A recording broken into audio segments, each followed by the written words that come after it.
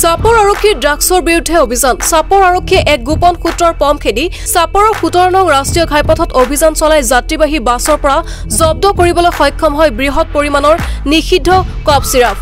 কোচবিহাৰৰ পৰা মানকাছাৰ অভিমুখে আহি থকা A01 RC 8425 নম্বৰৰ যাত্ৰীবাহী বাছখনৰ পৰা জব্দ কৰে সামগ্ৰীখিনি। জানিব পৰা মতে তুফানগঞ্জৰ পৰা বাছখনত উঠাইছিল নিষিদ্ধ কফ চিৰাপখিনি।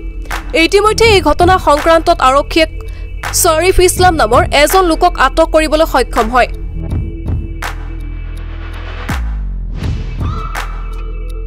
News x report, Assam north east news live 24/7।